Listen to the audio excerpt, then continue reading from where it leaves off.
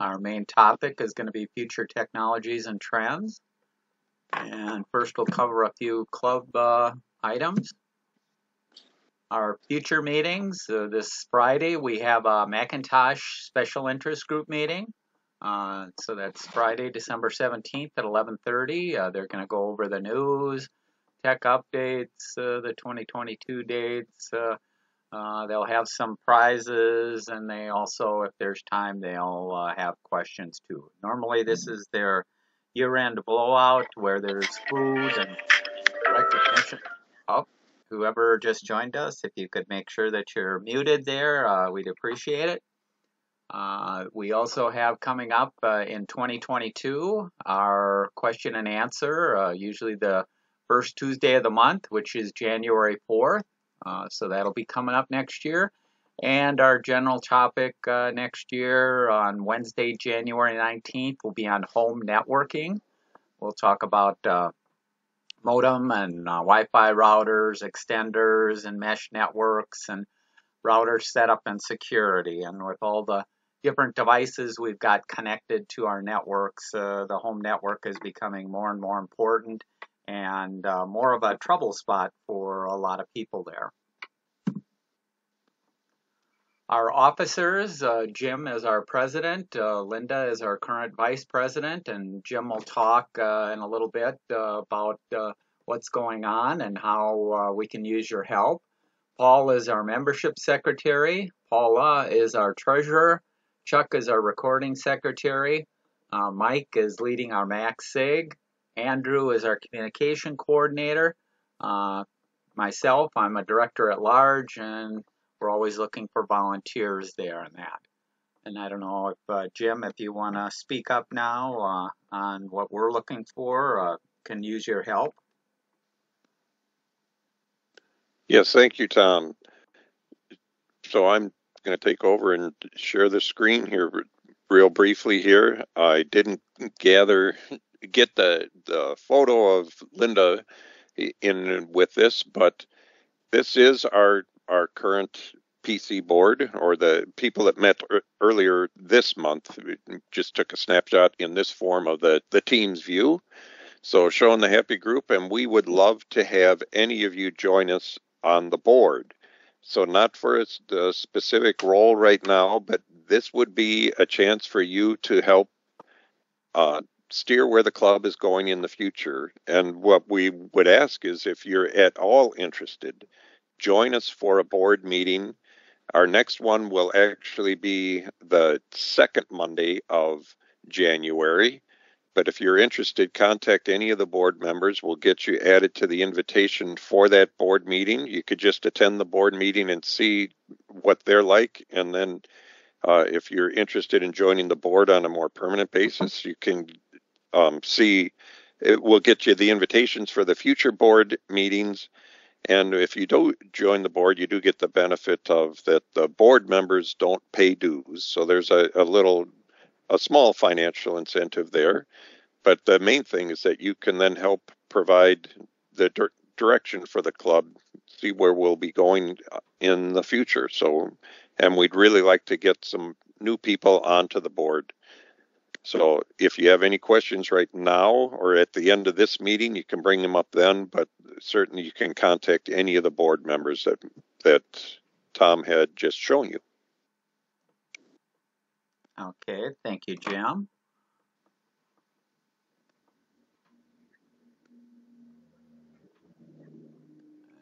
Let me share again here. Let me do this. So yeah, like Jim said, we're looking for people to join us, and no specific position, but Linda is looking to drop off of our board, and so it's a good opportunity to bring some new people into the board with their experiences and their knowledge.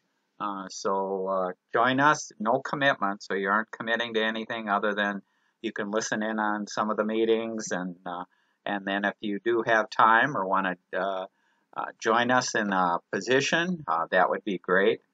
contact myself or Jim or any of the other board members there. So thank you, Jim. Members old and new, you can pay your dues to Paul. Paul does send out a notice when your membership is due, so make sure and respond. Also, you can email us if you have a change of email address, so you're retiring from 3M or changing your internet provider, because that's the way that we keep in touch with everybody. If you do have suggestions for topics, you can email us, you can talk to the board. We're always looking for volunteers to present on hardware or software that you may use at work or at home, or even to write a short article for our monthly eBytes newsletter if you don't want to present. Website, we send that out with all of our emails. That has our past meetings and slides, so if you miss a meeting or just want to catch up on an older topic, you can go out there and you can get the information. You will see, if possible, we record the meetings, and so the recording's out there also. We do have a deal section, and our monthly newsletter is out there. Currently, we are doing our yearly survey of the club, and so far 40 people have responded, so thank you very much to the people that have responded. I will leave it open till December 22nd, so another week here.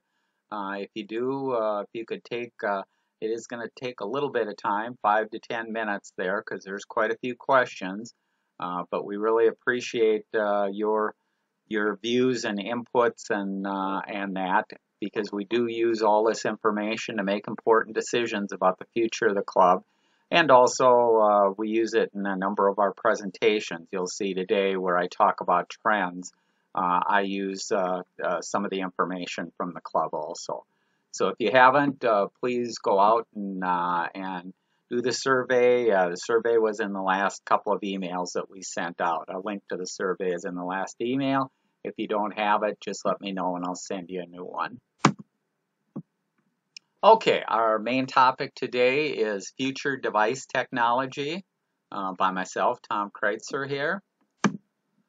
PCs and devices over the past 40 years have evolved from the desktop, where we just basically had a desktop computer, to now this power and capabilities and features and functions are almost everywhere in everything that we deal with, which is great. Where's it headed and what should we do? That's the real question. It's been a wild ride, and that ride shows no signs of stopping. We continue to progress along, the costs go down, the capabilities go up, so it's an exciting time to live and to take advantage of these things. Today we have many choices when it comes to what device to use. Picking the right one is like picking a motor vehicle. What works for one person or purpose does not work for everyone to do everything. So just like a car there, if you're hauling things, a pickup truck is certainly a lot better than a small little Mini Cooper or a Jaguar or stuff like that. And if you're camping, you want a camper. And if you're hauling kids, a mini. So picking the right device that's why we have so many different devices and we have so many options. If there was one thing that worked and did everything, there's no way it could be the best at everything that everybody wants to do there. So what you want to do is you want to define your needs, and then once you define what you're trying to do and what you need to do there, you can find the right device to use for every task. And that usually involves people having multiple devices. So this is some results from our survey that I did last year. This has to do with smartphones. We asked the question of how many smartphones do you have in the house? And the interesting statistic there, or one of the things, is if we go back 7 years ago, only 61% of us had a smartphone. Today, that number is 98%. So almost everybody has a smartphone, and We average 2 phones per person or per household with phones there. Given the data plans that you can get and the device costs, they continue to drop. You can get these data plans for under $20 a month, and you can get the phones for starting at $30. So there's really no reason not to have one of these devices. But again, depending on your needs, you may be getting a high-end device, or you may just need a basic device. And we'll talk about some of the differences and what some of these devices do a little bit later. Another statistic from our survey is tablets at home. And similar to the phones, in the last 7 years, because we only started surveying about the phones and the tablets 7 years ago, we've increased from 60% of the people with tablets to about 85% that now have tablets. Personally, I think that number should be close to 100% because I find tablets very, very useful. And you can get tablets starting at $30. So again, the cost is low. The features and functions that they can do are quite a lot that they can do. I use my tablet more than my PC at home. So because it's so portable and because it can do a lot of things that I am doing around the house, I use it in my kitchen, in my garage, in my bathroom, to bedroom, outside, inside, watch TV, email, you name it there. And currently we average about 1.5 tablets for the people that have tablets. Okay, another question we have on the survey is the percent of time that we spend, whether it's on a tablet, a smartphone, or a desktop laptop. And this is the percent of time that we spend. So where do you spend during the average day? How much time do you, or what percent of the time do you spend on your phone, tablet, and computer?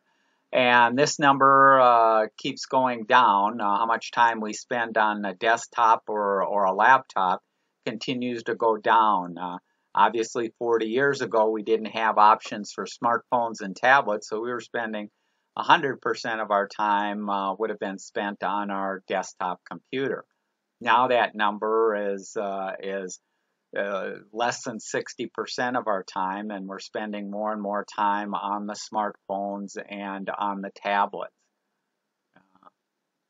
And some of the interesting statistics there is we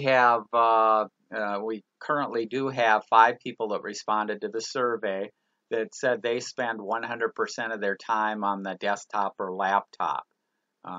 Again, depends on what you're doing, where it's located, how much, what function you're trying to do. The desktop, laptop may be the best solution for what you're doing, or maybe you could do the stuff on the tablet or on the smartphone, whether it's just looking at your email and looking at social media, or looking up a price of something, or doing a Google search.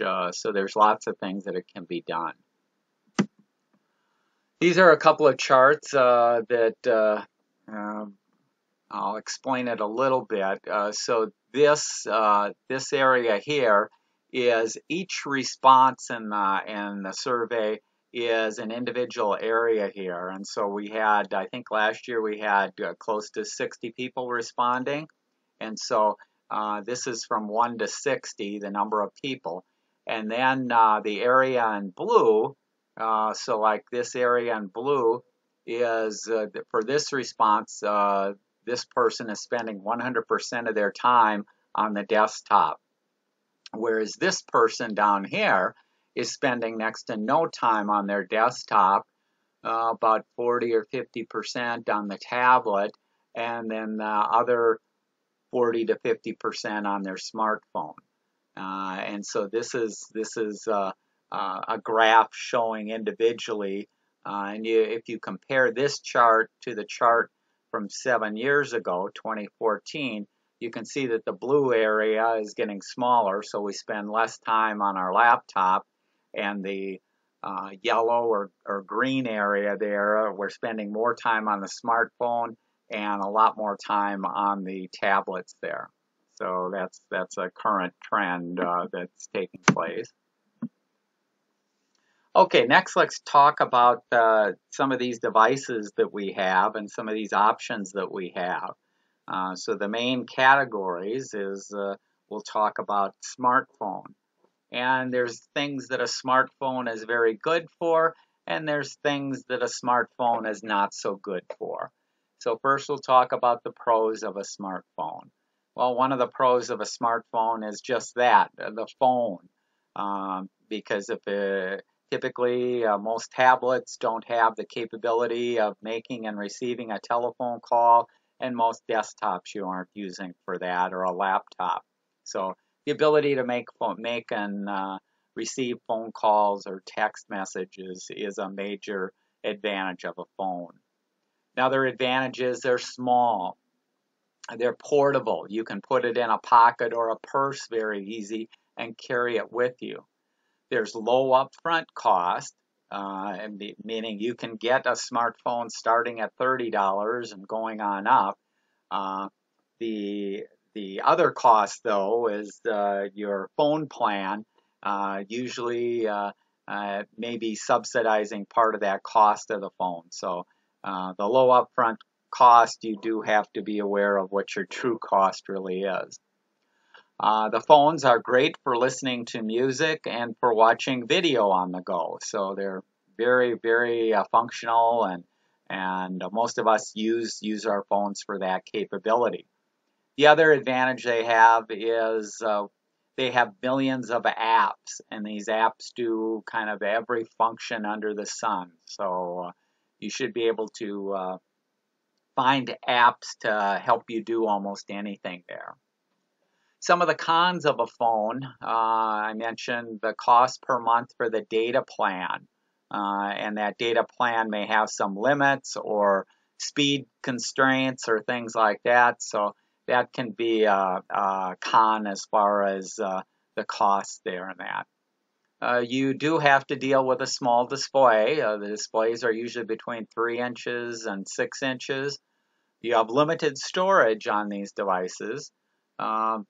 Nowadays, most of us can get by with cloud storage, so that may not necessarily be a con for your particular usage or what you're trying to do.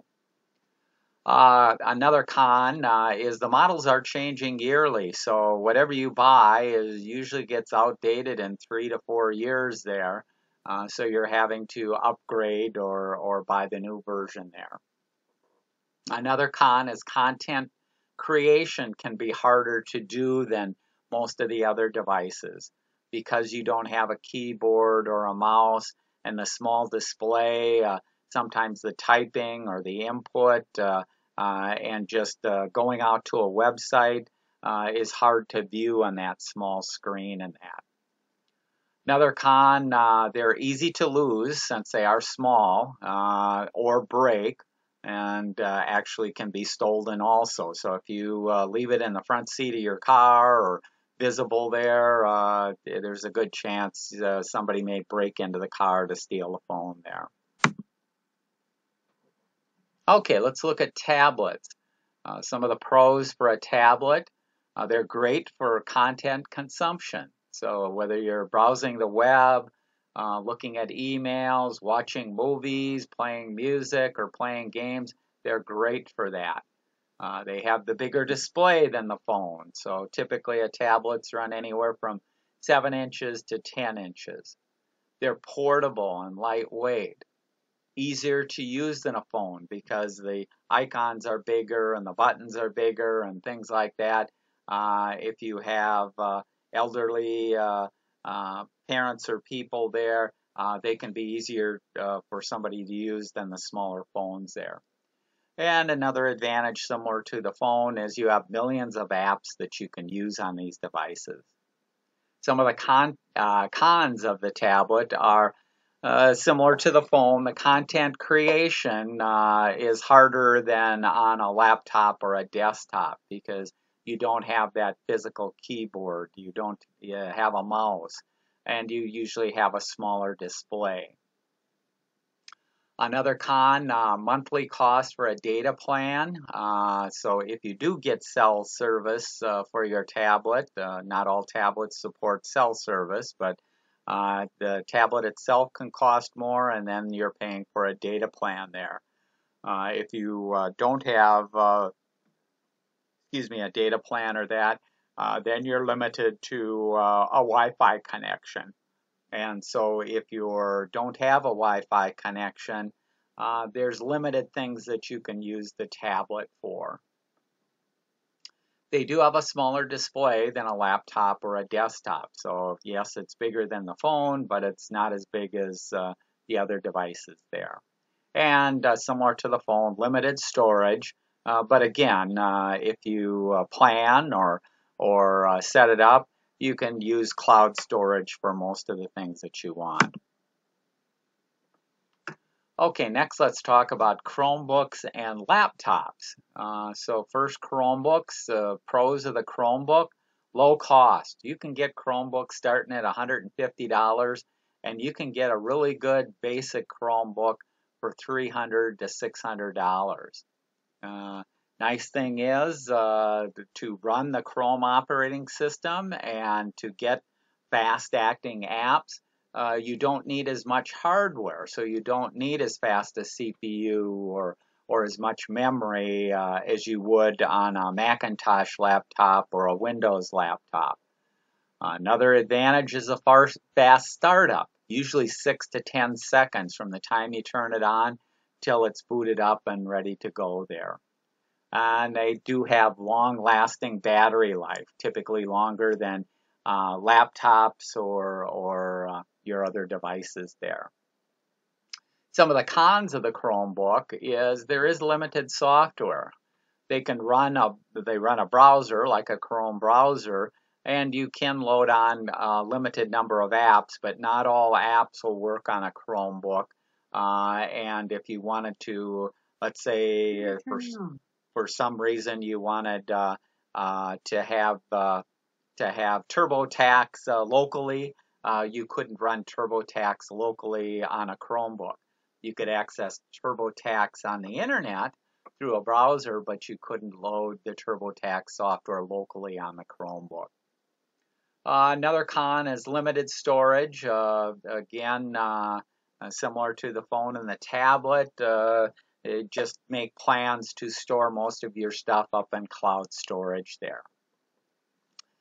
This is another one for the Chromebook is the end of life date. So this means that from the day that the Chromebook is manufactured, the manufacturer makes a commitment to keep it updated for a limited number of years, and that can be anywhere from 5 to 8 years.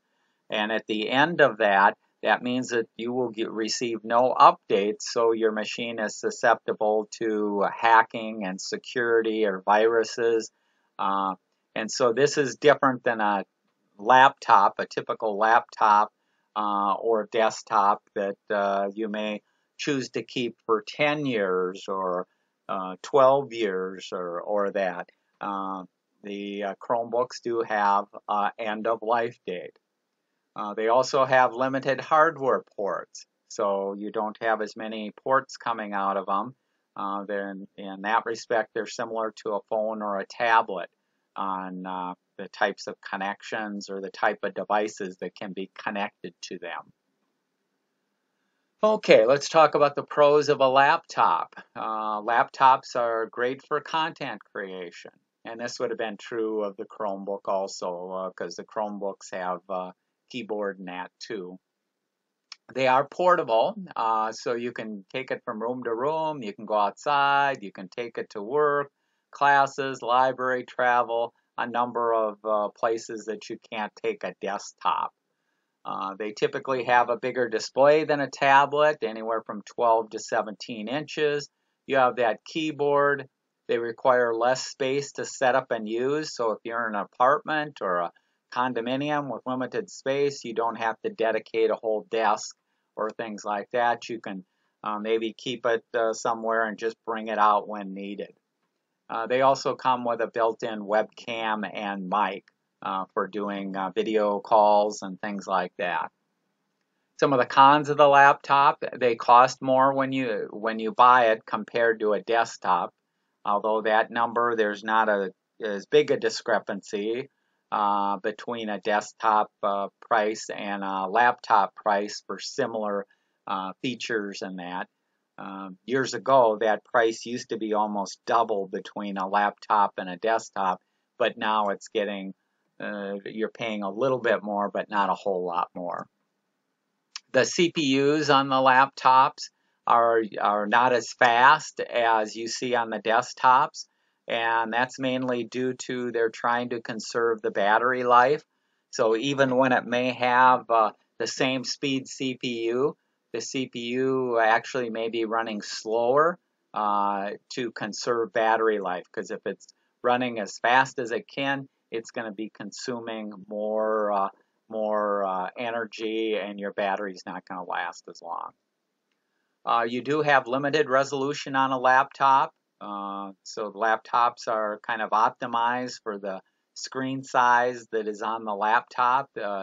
If you wanted to connect it to a larger display, yes, it can display on a larger display, but you aren't going to get much more resolution. So unlike a desktop where you could usually get a higher resolution, or if you wanted to put in a new graphics card in there, you don't have those options usually on the laptop. Laptops usually have smaller and slower hard drives than desktops. And a number of them come now not with physical hard drives, but with solid state or SSD drives, solid state drives there, and that typically costs more per gigabyte or terabyte, the size of your storage there. Memory costs more, so the RAM to run the CPU typically cost more because they are more energy conservation built into the memory, which drives up their costs compared to a desktop. You have limited internal expandability, whether it's drives, memory, graphics, etc. And that's mainly because they may not have any expandable slots or ports on the outside, as many ports. They tend to be more costly to repair because the stuff is a lot closer together. Because the stuff is closer together, the machines tend to overheat, and heat can cause lots of problems for chips and the laptop having a malfunction there. Another disadvantage, they're easy to lose or steal. And the keyboard on them and that is usually less comfortable to use than a desktop.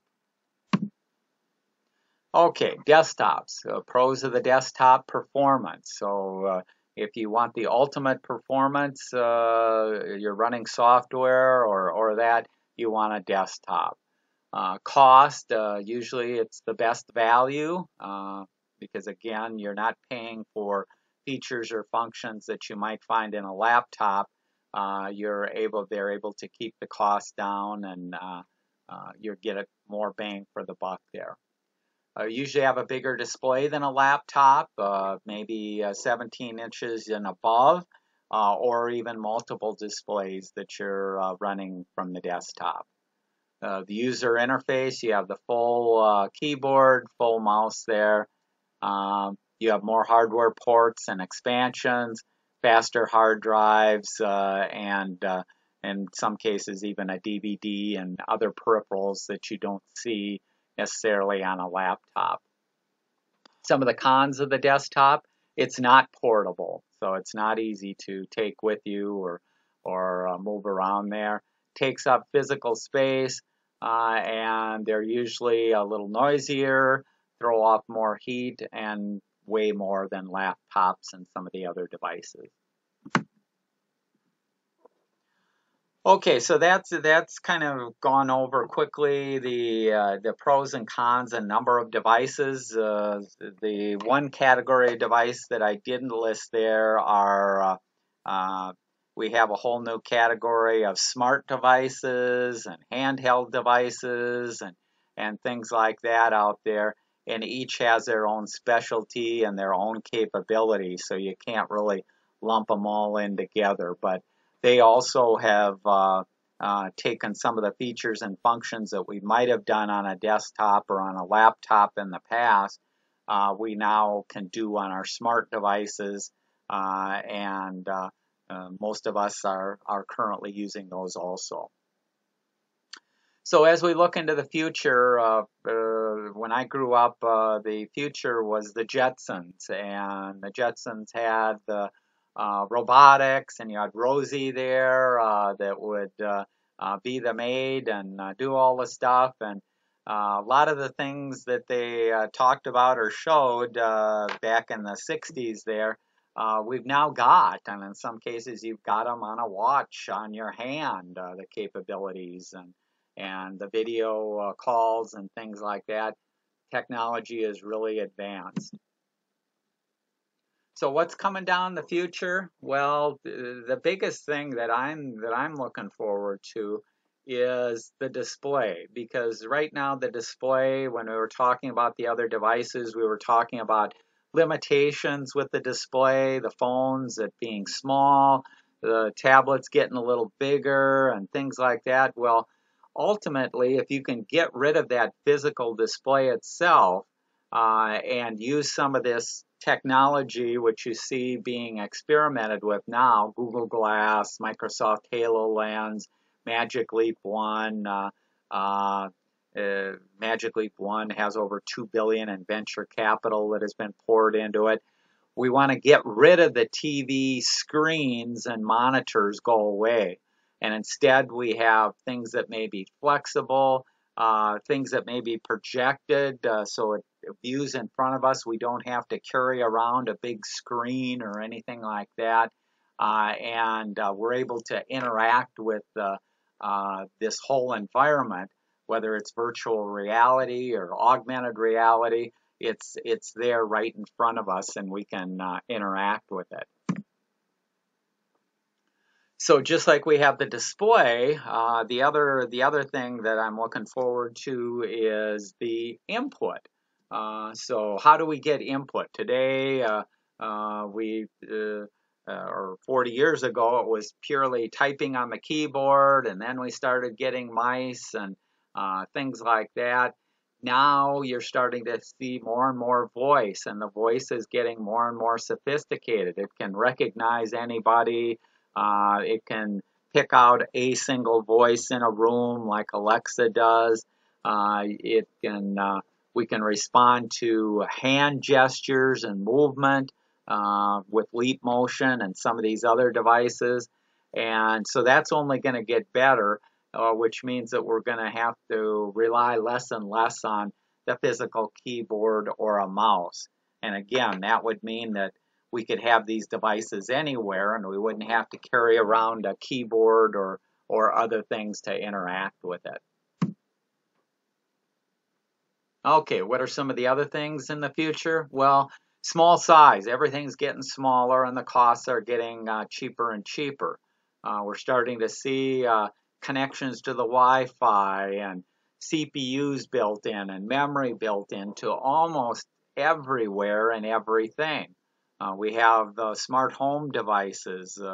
There's hundreds of different devices that you can get for the home, whether it's thermostats, leak detectors, video cameras, smart refrigerators that keep track of items that you take in and out of the refrigerator. We have robotic vacuums. I think that was one of the more popular items this year for Christmas is people buying robotic vacuums. So you have all kinds of things going on in addition to things like the watches getting smarter and smaller and costing less. Lots of things going on there. Okay, what are some more things happening right now and in the future? OSs, operating systems, they're not as important as they used to be. It used to be 40 years ago when you were deciding on what you wanted to do, you were committed to an operating system, whether it was Microsoft or IBM or Apple there. Now it's not as important because these operating systems can coexist on the internet and talk back and forth and exchange files and things like that. So the operating system that we use or that is in the device, we don't care as much about as we used to. Batteries have gotten better. The old rail-backed battery that you had in your flashlight and that leaked and caused problems, we don't have that. We've got lithium batteries, longer life. They can be recharged. They don't have a memory.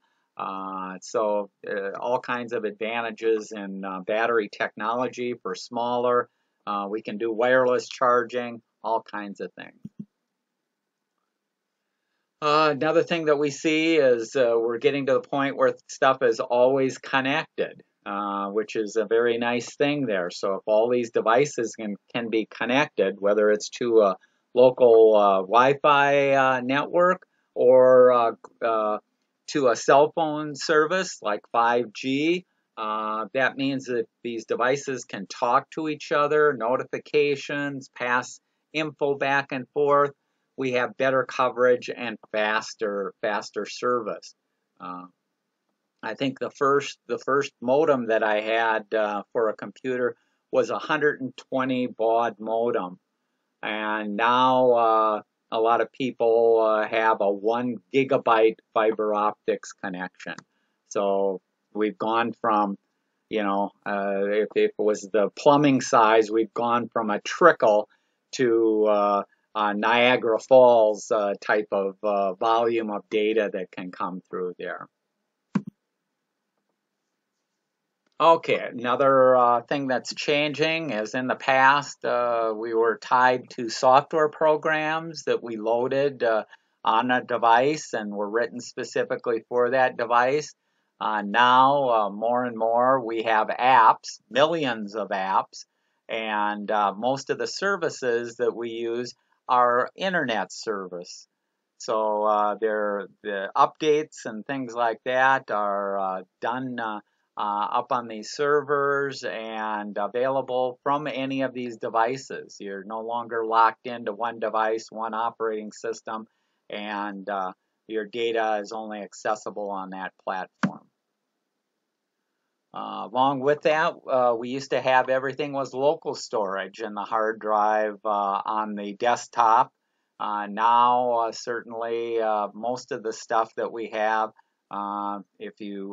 is up in the cloud, stored up in the cloud, and then accessible from all of our different devices. And if you're not currently putting stuff in the cloud, you certainly should be migrating and moving that way, because that'll provide true security for you. It'll provide true backup for you, and it just makes your life a whole lot easier in terms of sharing with other people, and even using yourself. If you want it private for yourself, we all have multiple devices, and so you need it someplace where all these devices can get access to it. Okay, another thing that keeps improving all the time is artificial intelligence and machine learning. We have things like Alexa and Google Now, IBM Watson, Dr. Health, excuse me, help and replace your memory. So as I get older, I appreciate all the capabilities of these packages to help me remember dates and contacts and things that I've done there. So it's just getting better there. Excuse me. Work from home or anywhere in the world. This is especially true the last couple of years with COVID.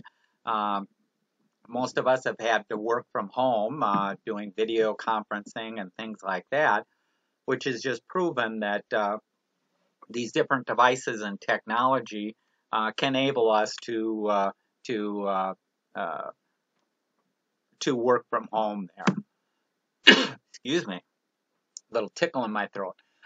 We have autonomous vehicles, and they're only getting better. in the 2020s is the decade of cars, trucks, drones, and shipping becoming commercially viable. So the software and the hardware to control these devices is becoming more and more sophisticated, and so I look forward to lots of changes coming down the road there. And we see it today. Even if the car isn't totally autonomous, there we have lane warning and all kinds of features and functions that have worked themselves into a lot of cars. Security, we have certainly a lot more cameras. People have in their house, outside their house, on the streets, in businesses. We have the ability to get alerts. They're always monitoring. This can be a little obtrusive there, or it can be Big Brother in that, but personally, I think the benefit that can be had with this technology far outweighs some of the downsides there. Home automation, mentioned a little bit, smart devices, whether it's refrigerators, heating and cooling, lawn watering, ordering groceries, monitoring leaks and fire. Alexa can do tasks on a schedule, can automatically schedule meetings. So in the old days when you scheduled a meeting, you were looking at everybody's calendar and trying to find openings. Well, the artificial intelligence and things like that can make that all a lot easier. Even planning vacations and investing. There's software programs that will automatically invest and move your investments around there. The other thing we have happening, and certainly is going to continue to expand, is IoT, the Internet of Things. These are smart devices connected to the Internet that are constantly gathering and transmitting data. This is further being fueled the growth of big data and AI, or artificial intelligence. So the more data that's out there, some of these other areas can expand. The more information that's out there, whether it's autonomous cars driving and all these cars talking to each other, it knows what's happening miles ahead, or rerouting or things like that. There's all kinds of things that can be done there. Another big thing is data mining. That's where you start combining data from multiple sources into what's called metadata. And metadata, we can start putting all this data together with everything available from everywhere. And hopefully that will bring about some very good changes in the medical profession. Not having to re-enter data when you go to the hospital or you see another doctor in another clinic. And so it's not only sharing of the data, but it's also a case of making sure that we have the right data from the right source, and that if it has to be updated, it's updated in one place. So just making all that information easier for everybody there. Education in schools. Schools today, I think, are conflicted. They don't really know what to teach. What are the jobs going to be in the future? With all of this artificial intelligence and robotics and things like that, what's important, and what do we prepare people for? So that's kind of an unknown at this time. Certainly, I'd personally like to see more of the in-class stuff being replaced with self-paced online courses. And we see some of that was attempted during the COVID. I don't think the teachers had the ability, and the content, the course content wasn't out there to make it as easy as it should have been for people to continue their education remotely. The internet continues to get better. We continue to get more AI to kind of help filter out some of the fake things out there, or remove scans and fake info. But there's still a lot of work that has to be done to clean up some of this stuff. and that, but it certainly is moving along there. Doctor visits,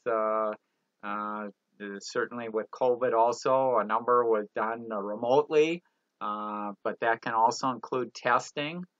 We have watches. The watches can take our blood pressure, check our oxygen level, check for AFib, check if you've fallen, for rehab, can see if you're actually doing your exercises or you're doing them properly. So there's all kinds of advances that have taken place and will continue to take place in that arena.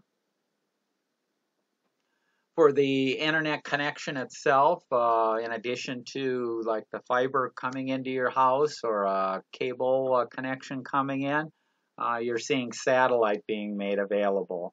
And satellite is especially important in remote areas where it's cost prohibitive to run fiber optics out to somebody that may be on a farm in Minnesota. It would be much more efficient to connect to a satellite there than it is to physically have to run fiber or cable out there. So you have advances there.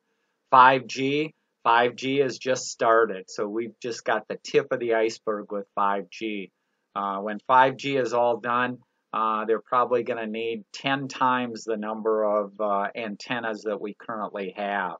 And these antennas have to be located closer to people. They can't be they have to be within a couple of blocks of most people and businesses and everything that we're connected to. But once they're there, then we're going to have faster, more stable connections. And the connections, because of that faster and that, we can have richer streams of data. We can have more devices connected. It's just going to make things better for everybody. TV streaming and on demand. In a way, we have most of that today, but it continues to improve where you can get it on any device, any content at any time. But again, if you want to watch 4K, you're going to need a fast connection, and so some of these internet and things have to improve. Wearables. We started out with simple fitness trackers to improve human performance. Now they've evolved to monitor more of our health, whether it's our weight, our blood levels, if you're a diabetic, the capabilities have improved. Safer, more efficient lives there.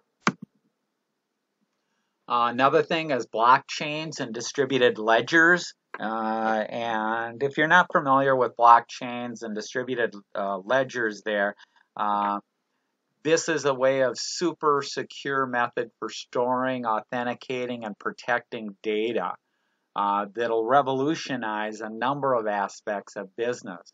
Right now, you may have heard of it for cryptocurrency, but that's just the tip of the iceberg of an application using blockchains.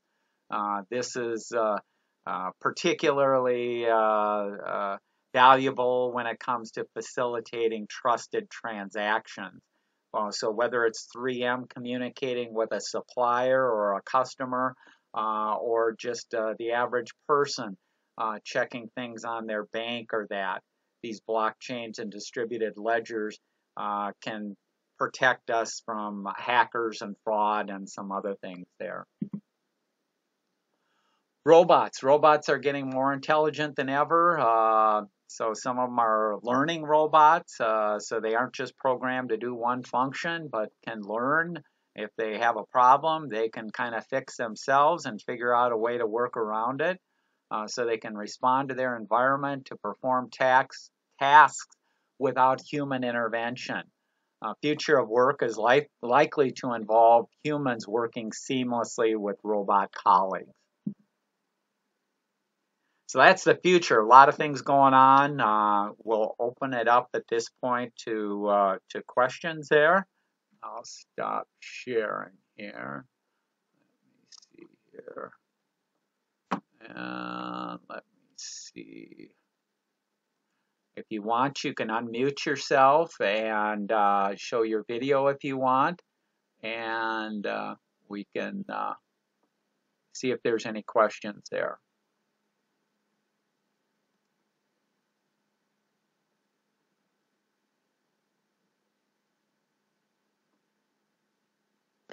Go ahead, Chuck. Yeah, Tom, do you think Moore's Law is dead? No, I do not. And for those that aren't familiar with Moore's Law, it was a theory, well, not a theory, it was a law that came out in the 80s about the progression of CPUs, that it would double every, what was it, 4 years or something like that. The capability of the CPU chip would double there. And part of that was due to integrated circuits getting smaller and smaller. They could pack more CPUs, and so the machines themselves would kind of exponentially grow in the power that they have. And initially, people were saying this is not sustainable, that it had to slow down at some time, and so the CPUs would not continue to improve as fast as they had in the past. Well, so far, there is no end in sight. The engineers continue to put more circuits on a smaller footprint using less electricity, and so they continue on their wild ride there.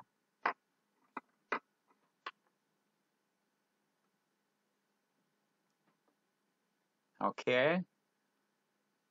What's your thoughts on it, Chuck? Or I've read a couple articles, and some articles said that it's dead, and some articles said it continues on. So my thought is that stay tuned. okay. Now, I was trying to look for the chat here, and I cannot get to the chat. So if Jim or somebody sees something in the chat, if they can bring it up, but I can see the participants. I can't see, I have no option to see the chat there. Huh. So Mitch, sorry, put in a link to an app for that we might find interesting on minting, sharing, and viewing non-fungible tokens, NFTs. So if you find that interesting, you might want to take a look at that. And then he also put in a link apparently to an article that explains what a non-fungible token is. And they use blockchain, like you mentioned toward the end of your presentation. So I guess more comments than they are questions there. And then it does look like Linda has her hand raised, so you could go ahead, Linda. I just have a very quick question, being a newer user with a smartphone. I have no concept of what my storage capacity is or where I look to check it. I'm kind of wondering, how many pictures do I take before I run into problems keeping them on the phone, because they're already being copied over to OneDrive. So I suspect I can, over time, eliminate a lot of those on the phone. So anyway, you were talking about storage capabilities, and I'm kind of clueless about how I look at those things on a smartphone at this point in time. Okay, Linda, what you can do on your smartphone, and this would be true of an Android or an iPhone there, is if you go to your settings, within your settings, there's usually at the high level, there's an entry called memory. And if you go to the memory, then it'll tell you how much space your pictures are taking, your video are taking, and the apps on your phone are taking. So Okay. And it'll tell you how much free space you have. It's good that you're backing things up to OneDrive, but that is not eliminating them from your phone. So yeah, exactly. As you take more photos,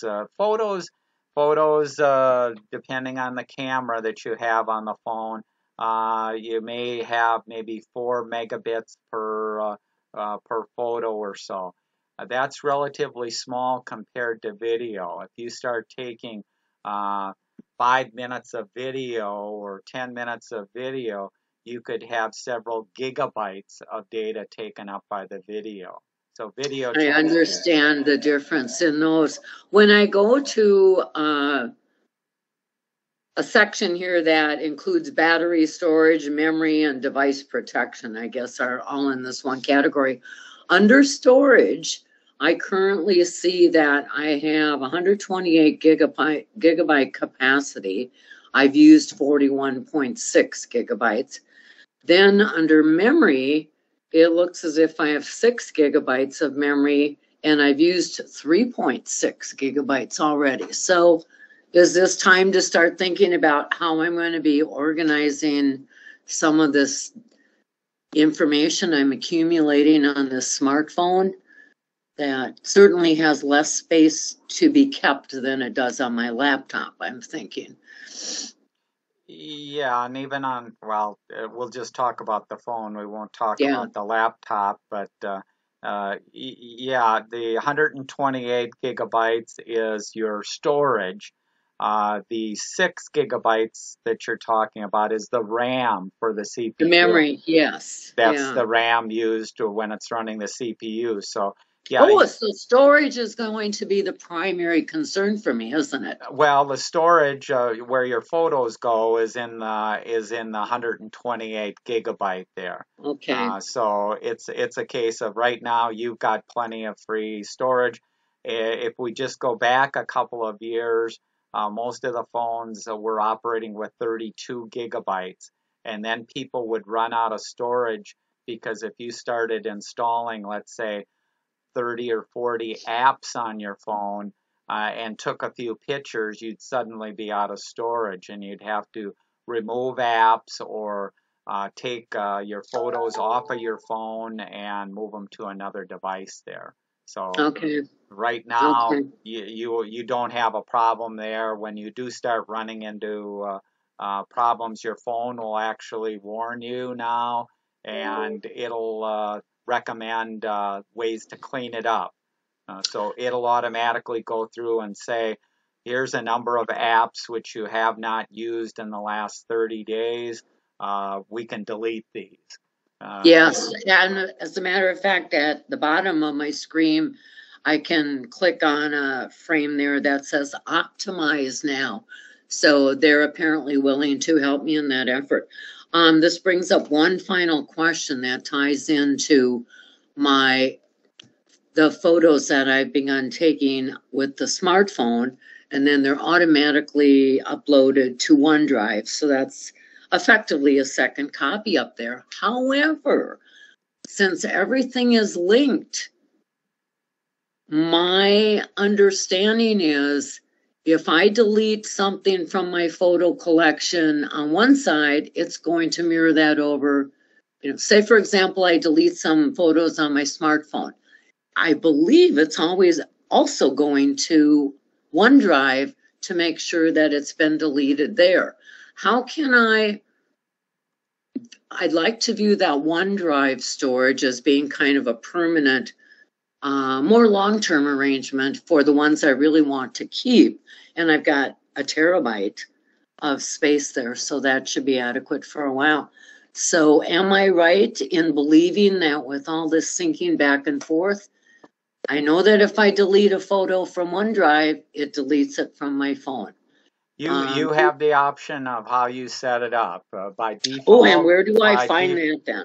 Within your OneDrive settings. So you have that capability.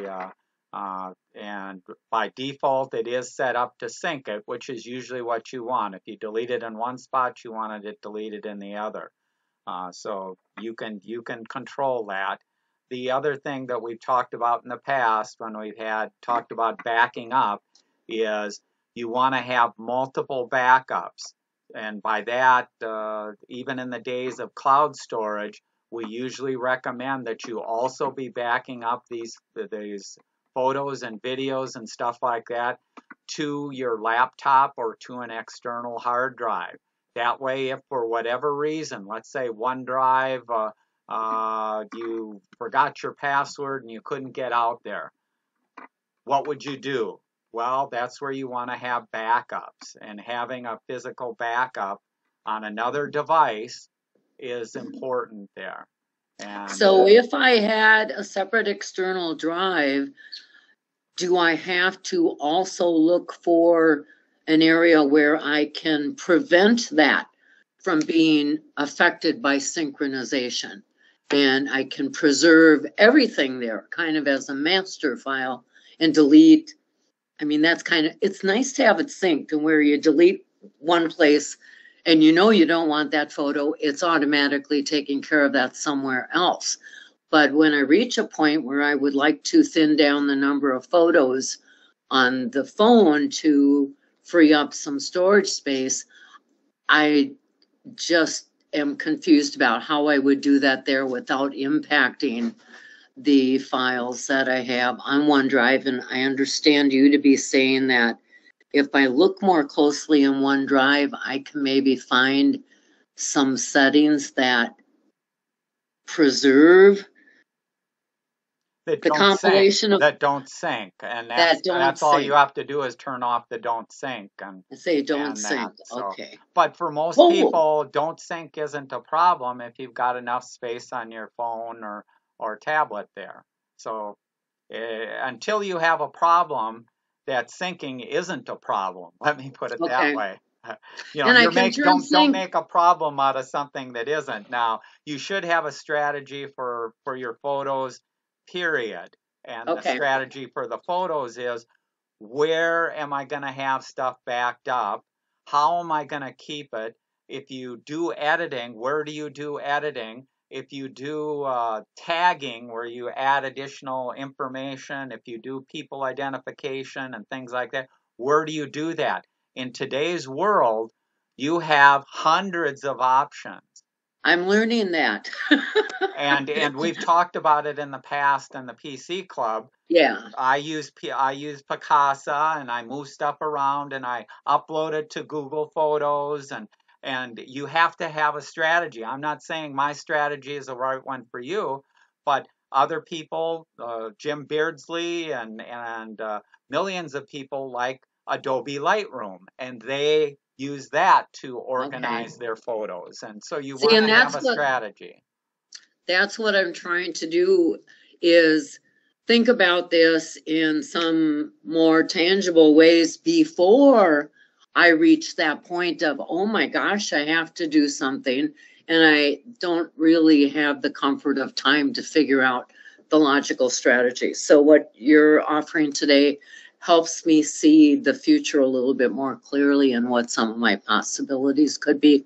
So thank you. You're welcome. Other questions people have, or if there's anything in the comments there? I'll say, Chuck, you can go again. You have your hand up. Yeah, I apologize if you covered this. I had to step away for a couple of minutes. But with the advent of holographic displays and more cloud storage and the continuation of miniaturization of these devices, do you think that we'll see some of the devices sort of go away, maybe tablets or maybe desktops, or, I mean, will some of those distinctions sort of erode over time, do you think? Have you thought about that at all? Yeah, I guess that's kind of what I was trying to show at the beginning of the presentation with the trends.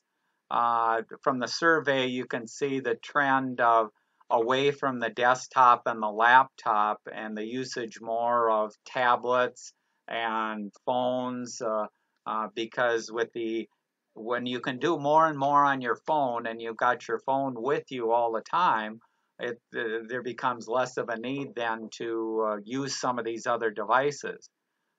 Ideally, the desktop goes away entirely, and you have, one device, your smartphone, and it projects a big display right out in front of you, so you have as large a display as you want. You interact with it with hand gestures and voice, so you don't need a keyboard. So I can be creating PowerPoint, and I can be creating word processing, and I can be viewing websites. I can be doing all of that from the phone, and I'm getting away from the current limitations that the phone may have with the small display and the harder to do input on the phone. Yeah, I would think in order to get there, though, that interface really has to be intuitive. You know, like right now, when you use a keyboard, for those who have been trained in touch typing, it's intuitive. You just sit down, and all of a sudden you can just start spinning out paragraph after paragraph after paragraph. You have to be able to do the same sort of thing in order to move that direction. Then the similar thing happens to happen with the mouse. You have to have some sort of tactile feedback so that you can sense what's going on like you can with a mouse. Yeah, I don't know how you do that with just hand gestures. I guess that's where I'm going. Yeah, and that I maybe disagree with you a little bit, because one of the demos or that I'll do to a lot of people is I'll take my phone out and I'll say, okay, I'm going to create a note. I use OneNote. I'm going to create a note in OneNote. I don't sit there with the little keyboard and go like this. I Right. turn on the mic and I go, the quick brown fox jumped over the hay and did this and that, and it's 99% accurate in putting punctuation in there and recognizing my voice. The only case that I have a little bit of a problem with the voice is if I'm in a crowded room and there's other voices around. But if I'm by myself, I use the voice recognition for my text messages, for inputting anything. And even when I'm on my desktop, Chuck, if you're using Google Docs, go up to Tools and I can do voice input. So I do voice input there, and I find myself doing less and less typing, less and less movement of the mouse and stuff like that, because even with Google Docs, you can learn commands. So in addition to doing the voice recognition going into the document, there's commands that you can issue to, instead of having to move the mouse up and do this and do that. And I guess I foresee that being the preferred method to interact with these devices. Natural language is the best thing. Don't have to teach typing. Don't have to teach how to use a mouse. Don't have to do that. Now you mentioned hand gestures and things like that. Well, I think hand gestures still have its uses because just from the simple aspect of starting up an app or something like that. Yes, I could say the name, but in some cases on my desktop, it might be easier just for me to move my hand out there. Just grab it. And just grab it. And if I go into a store and I have my Google Lens on, it's projecting in front of me when I go over a can of soup, and it's saying, oh, it's giving me all the health information I want, the average cost in various places. I could place an online order. You have potentially all of those capabilities that pop up right in front of you based on an augmented reality. So it's combining information with the reality that's around us. One last related question. How do you see formatting working when you're trying to put together a letter or a PowerPoint or something like that? Frankly, I'm disappointed in most millennials in their formatting and punctuation, and having a computer do it, I see that as a vast improvement over what you typically see in a text message or even a Word document or an email that you see today. So, that formatting, I think, because of the AI, can get more sophisticated and do things there too. Yeah. Because I sent you my Christmas letter. I don't know how in the world you do it with just voice-driven interface. I don't know how you'd even do that. The only thing you could get is the text itself in there, but you're right, Which is a minor. to organize it, and that involves some type of manipulation there. Right. Yeah. No, you're right. You're right. And things are going to get better and things like that there. Because I don't know, it's similar to photography in the early days of digital photography. If you wanted to manipulate a photo, you had to be you had to be an artist and know kind of the capabilities to be able to go in and make some changes. Now what you see in a lot of the basic packages is pick one of these 5 options, and these are Right. the most popular options. Is this what you want? Is this what you want? Or kind of like going to the eye doctor. Number 1 or number 2? Do you like this one better? And then, Better or worse.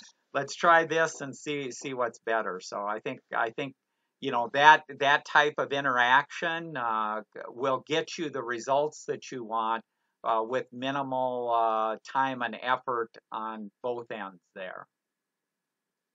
Thanks, Tom. You're welcome. Oh, Richard says. So I shared you the chat.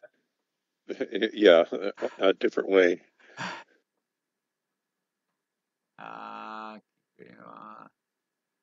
How much will this depend on battery improvements of the distance traveled before charging? Also the prevalence of charging. Yeah, the whole electric cars. Yeah, there's some things that have to be put in place for a lot of this stuff to work. Now, can it be used on shorter trips or things like that? Certainly, I think you'll see that happen before it totally replaces the electric car being used for all modes of transportation, that kind of thing. When do you think we will start seeing widespread quantum computer use? In a way, we're seeing some of that quantum use already because in order to do things like blockchains and stuff like that, it does require multiple computers and algorithms, both for security's sake and redundancy. So if 1 or 2 servers go down, information isn't lost and it can't be hacked easily. So you're seeing major advances there because the power that you've got on your wrist right now today is more than what 3M had to run its entire business 50 years ago. So look at how fast that stuff. And we used to have Cray computers to do some of this stuff. Well, now, you've got on some of the high-powered gaming computers, you've got so much power on those things in the graphics because they're manipulating billions of bits of information about that graphic image, and all of that is happening in fractions of a second there. Okay, we've gone over, and thanks for staying with. But if anyone does have any other question or that, certainly I'll stay on for a little while longer. And I'm going to have to drop, so I won't be able to continue to share that screen that way. But Bonnie is asking, why is crypto allowed when it sucks so much energy? Crypto itself is energy and power limitless, and concerns about grid going down. But okay, I'll try and keep it short. The sucking power and energy has the mining of the Bitcoin. The mining of the Bitcoin is done by you having a computer to do some of these algorithms and formulas, and then getting paid with Bitcoins for doing that mining. It has nothing to do with the cryptocurrency itself or with blockchains themselves. It's only in the mining that It's advantageous for firms to start up and have these server farms of CPUs with these big graphics cards in running it, because the cost to run it produces more in Bitcoin money than what it costs for the electricity and buying the hardware. And Bitcoin, if you're not familiar, I think in less than a year will no longer pay for mining Bitcoin. They'll run out of the original design to mine Bitcoin. They will have paid off all that they're going to pay off, and that mining will cease. So right now it's advantageous to have these server farms because you can make millions and millions of dollars doing this mining. Mining will go away for Bitcoin. For some of this other crypto, it may be around. Crypto in general, I'm not an advocate of investing in crypto because tomorrow the US government, similar to the Chinese government, can say, we are not going to allow individuals to use Bitcoin in the United States, and they'd shut down Bitcoin, and the price of Bitcoin would go down to almost nothing. So that's kind of what's going on there. Bitcoin, if you're not familiar with it, you do have issues with it not being traceable.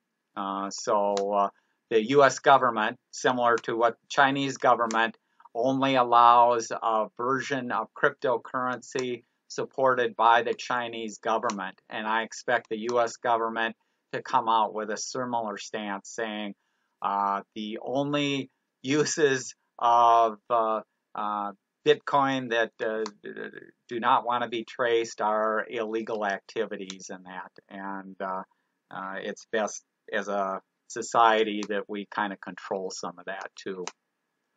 That's my 2 cents anyway. Any other question? Otherwise, I wish everybody happy holidays, Merry Christmas, Happy New Year's, and stay safe with the winds tonight and the rain, and we hopefully all won't get blown away there. So take it easy, and we'll see you next year then. Bye. Happy holidays to you too, Tom. Yep. Happy holidays, Linda. Bye. Thank you. Bye now. Thank you, everyone. Thanks, Bob.